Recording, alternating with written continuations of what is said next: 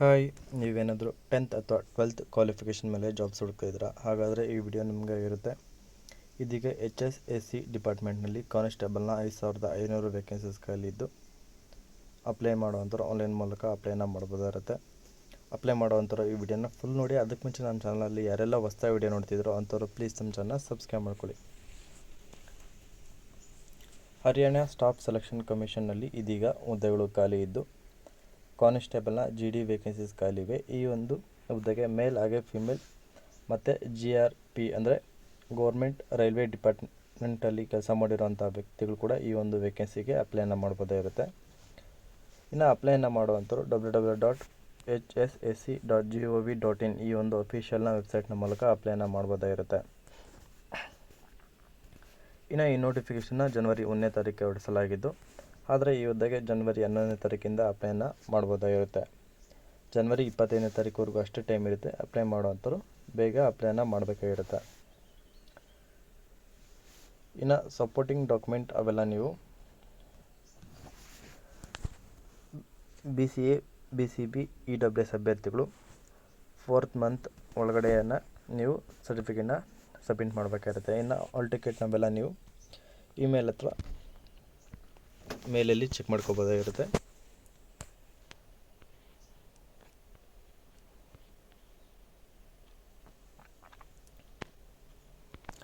ಒಟ್ಟು ಇದೀಗ 5500 vacancies police ಡಿಪಾರ್ಟ್ಮೆಂಟ್ನಲ್ಲಿ ಖಾಲಿ ಇದ್ದು, ಅದರಲ್ಲಿ ನಿಮಗೆ 4500 ಕಾನ್ಸ್ಟೇಬಲ್ನ ಜನರಲ್ ಡ್ಯೂಟಿಯ ಮೇಲ್ ಕ್ಯಾಟಗರಿಗೆ ಖಾಲಿ ಇರುತ್ತೆ. ಇದರಲ್ಲಿ ಎಲ್ಲ ಕ್ಯಾಟಗರಿ ಅಭ್ಯರ್ಥಿಗಳು ಕೂಡ ರಿಸರ್ವೇಷನ್ ಮಾಡಲಾಗಿರುತ್ತೆ. ಇನ್ನು ಎರಡನೇದಾಗಿ 600 ವೇಕೆನ್ಸೀಸ್ ಬಂದು ಫಿಮೇಲ್ ಕ್ಯಾಟಗರಿಗೆ, ಫಿಮೇಲ್ ಅಭ್ಯರ್ಥಿಗಳಿಗೆ ರಿಸರ್ವೇಷನ್ ಮಾಡಲಾಗಿರುತ್ತೆ. ಇನ್ನು 400 ಕ್ಯಾಟಗರಿ ಬಂದು ಗೌರ್ಮೆಂಟ್ ರೈಲ್ವೆ ಪೊಲೀಸ್ ಡಿಪಾರ್ಟ್ಮೆಂಟ್ಗೆ ರಿಸರ್ವೇಷನ್ ಮಾಡಲಾಗಿರುತ್ತೆ. ಇನ್ನು ಎಜುಕೇಷನ್ ಕ್ವಾಲಿಫಿಕೇಷನ್ ಬಂದು ಜಸ್ಟ್ ನೀವು 12th ಅಥವಾ 10th ಹಿಂದಿ ಅಥವಾ ರ್ಯಾಂಕ್ ಶೀಟ್ನಲ್ಲಿ ಎಜುಕೇಷನ್ ಮಾಡಿರೋವಂಥವ್ರು ಅಥವಾ ಅದಕ್ಕಿಂತ ಹೆಚ್ಚು ಕ್ವಾಲಿಫಿಕೇಷನ್ ಮಾಡಿರೋವಂಥವ್ರು ಅಪ್ಲೈನ ಮಾಡ್ಬೋದಾಗಿರುತ್ತೆ. ಬಟ್ ಏನು 12th ಮೇಲೆ ಹೆಚ್ಚಿನ ಕ್ವಾಲಿಫಿಕೇಷನ್ ಮಾಡಿದರೂ ಕೂಡ ಅದನ್ನು ಕನ್ಸಿಡರ್ ಮಾಡೋದಿಲ್ಲ. ಬೇಸಿಕ್ ಹೇಳಿರುವಂಥ ಮಿನಿಮಮ್ ಕ್ವಾಲಿಫಿಕೇಷನ್ ಕನ್ಸಿಡರ್ ಮಾಡುತ್ತೆ. ಅದರಿಂದ ಏನು ಎಕ್ಸ್ಟ್ರಾ ವೇಟೇಜ್ ಅನ್ನೋದು ಬರೋದಿಲ್ಲ. ಇನ್ನು ನೆಕ್ಸ್ಟ್ ಬಂದು ಮಿನಿಮಮ್ 18 ವರ್ಷದಿಂದ ಮ್ಯಾಕ್ಸಿಮಮ್ 25 ವರ್ಷದ ಒಳಗಡೆ ಇರುವಂಥವ್ರು ಈ ಒಂದು ವೇಕೆನ್ಸಿಗೆ ಅಪ್ಲೈನ ಮಾಡ್ಬೋದಾಗಿರುತ್ತೆ. ಜೊತೆಗೆ ಏಜ್ ರಿಲ್ಯಾಕ್ಸೇಷನ್ ಕೂಡ ಸಿಗ್ತಾ ಇದೆ.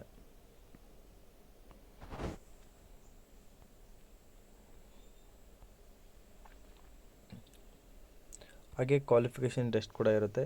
CET ಕಾಮನ್ ಎಲಿಜಿಬಿಲಿಟಿ ಟೆಸ್ಟ್ ಇರುತ್ತೆ, ಮತ್ತು ಫಿಸಿಕಲ್ ಮೆಜರ್ಮೆಂಟ್ ಟೆಸ್ಟ್ ಇರುತ್ತೆ, ಮತ್ತು ಫಿಸಿಕಲ್ ಸ್ಕ್ರೀನಿಂಗ್ ಟೆಸ್ಟ್ನ ನೀಡಲಾಗ್ತಿರುತ್ತೆ, ಮತ್ತು ಮೆಡಿಕಲ್ ಎಕ್ಸಾಮಿನೇಷನ್ ಕೂಡ ಇರುತ್ತೆ, ಮತ್ತು ಡಾಕ್ಯುಮೆಂಟ್ ವೆರಿಫಿಕೇಷನ್ ಇದರೆಲ್ಲ ಆದರೂ ಆಧಾರದ ಮೇಲೆ ತೊಗೊತಾರೆ. ಇನ್ನು ಫಿಸಿಕಲ್ ಮೆಜರ್ಮೆಂಟ್ ಟೆಸ್ಟ್ ಬಂದು ಮೇಲ್ ಕ್ಯಾಟಗರಿಗೆ ಹೈಟ್ ಬಂದು 170 ಇರಬೇಕಾಗಿರುತ್ತೆ. ಅದರಲ್ಲಿ ರಿಸರ್ವೇಷನ್ ಇರೋ ಕ್ಯಾಟಗರಿಗೆ 168 ಇರಬೇಕಾಗಿರುತ್ತೆ. ಚೆಸ್ಟ್ ಬಂದು 83, ರಿಸರ್ವೇಷನ್ ಇರೋವಂಥವ್ರಿಗೆ 81 ಇರಬೇಕಾಗಿರುತ್ತೆ. ಇನ್ನು ಫಿಮೇಲ್ಗೆ ಬಂದು 158 ಹೈಟ್, ರಿಸರ್ವೇಷನ್ ಇರೋರ್ಗಾದರೆ 156. ಇನ್ನು ಫಿಸಿಕಲ್ ಸ್ಕ್ರೀನಿಂಗ್ ಟೆಸ್ಟ್ ಬಂದು ನಿಮಗೆ ರನ್ನಿಂಗ್ ಟೆಸ್ಟ್ ಬಂದು ನಿಮಗೆ ರನ್ನಿಂಗ್ ನೀಡಲಾಗ್ತಾಯಿದ್ದು, ಅದರಲ್ಲೂ ಕೂಡ ಟೈಮ್ ಚೆಕ್ ಮಾಡ್ಕೊತಾರೆ. ಅದರಲ್ಲಿ ಮೇಲ್ ಕ್ಯಾಟಗರಿಗೆ 2.5 ಕಿಲೋಮೀಟರ್ ರನ್ನಿಂಗ್ ನೀಡಲಾಗ್ತಾಯಿದ್ದು 12 ಮಿನಿಟ್ಸಲ್ಲಿ ಕಂಪ್ಲೀಟ್ ಮಾಡಬೇಕಾಗಿರುತ್ತೆ. ಇನ್ನು ಫಿಮೇಲ್ ಕ್ಯಾಟಗರಿ 1 ಕಿಲೋಮೀಟರ್ ರನ್ನಿಂಗ್ ಇರುತ್ತೆ, ಅದನ್ನು 6 ಮಿನಿಟಲ್ಲಿ ಕಂಪ್ಲೀಟ್ ಮಾಡಬೇಕಾಗಿರುತ್ತೆ. ಇನ್ನು ಎಕ್ಸ್ ಮೆನ್ ಅಭ್ಯರ್ಥಿಗೆ 1 ಕಿಲೋಮೀಟರ್ ಇನ್ನು 5 ಮಿನಿಟ್ಸಲ್ಲಿ ಕಂಪ್ಲೀಟ್ ಮಾಡಬೇಕಾಗಿರುತ್ತೆ. ನೀವು ಎಷ್ಟು ಬೇಗ ಕಂಪ್ಲೀಟ್ ಮಾಡಿದ್ರೋ ಅಷ್ಟು ಮ್ಯಾಕ್ಸ್ ಆ್ಯಡ್ ಆಗ್ತಾ ಹೋಗುತ್ತೆ.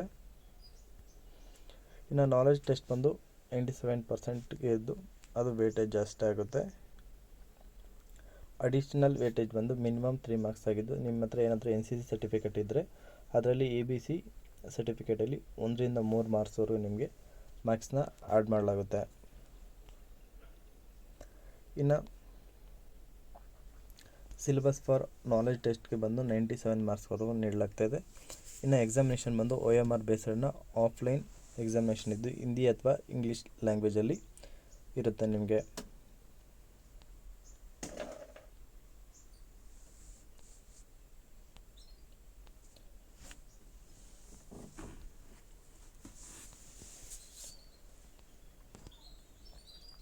ಹಾಗೆ ಯಾರೆಲ್ಲ EWS ಅಭ್ಯರ್ಥಿಗಳು ಅಪ್ಲೈ ಮಾಡ್ತಿದ್ದಾರೋ ಅವರು ವ್ಯಾಲಿಡ್ ಮತ್ತು ರೀಸೆಂಟ್ ತೊಗೊಂಡಿರೋಂಥ ಸರ್ಟಿಫಿಕೇಟ್ನ ನೀವು ನೀಡಬೇಕಾಗಿರ್ತದೆ.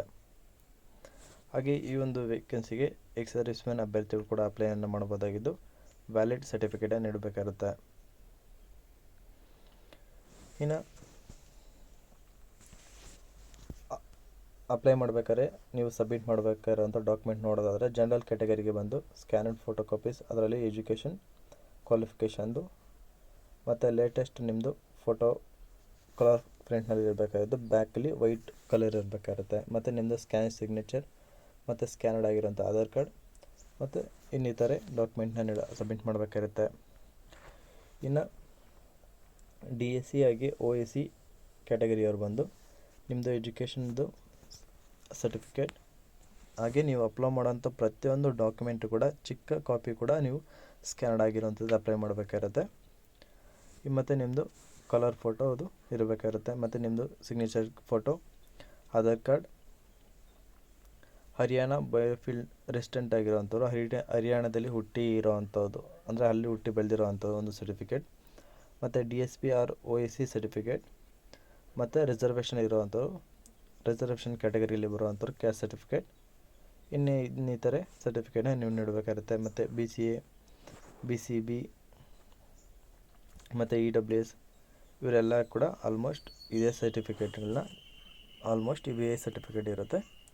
ಅದನ್ನು ನೀವು ಅಪ್ಲೋಡ್ ಮಾಡಬೇಕಾದ್ರೆ ಸ್ಕ್ಯಾನ್ಡ್ ಆಗಿರೋಂಥ ಡಾಕ್ಯುಮೆಂಟ್ನ ಅಪ್ಲೋಡ್ ಮಾಡಿ.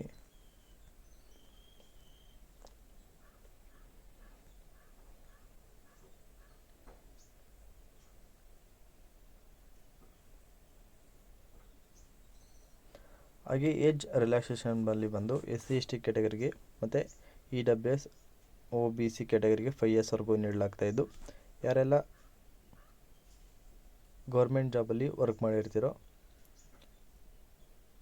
ಅಂಥವ್ರಿಗೆ 5 ಇಯರ್ಸ್ವರೆಗೂ, ಮತ್ತು ಫಿಸಿಕಲಿ ಡಿಸೇಬಲ್ ಇರೋವಂಥವ್ರಿಗೆ ಅವ್ರಿಗೆ 10 to 15 ಇಯರ್ಸ್ವರೆಗೂ ಏಜ್ ರಿಲ್ಯಾಕ್ಸೇಷನ್ನ ನೀಡ್ತಾಯಿದ್ದಾರೆ.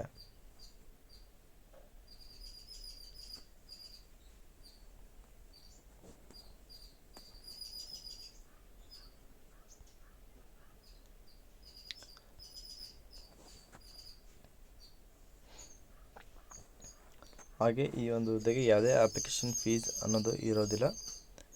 ಇದ್ರೂ ಕೂಡ ಸ್ವಲ್ಪ ಅಮೌಂಟ್ನ ನೀವು ಪೇ ಮಾಡಬೇಕಾಗಿರುತ್ತೆ.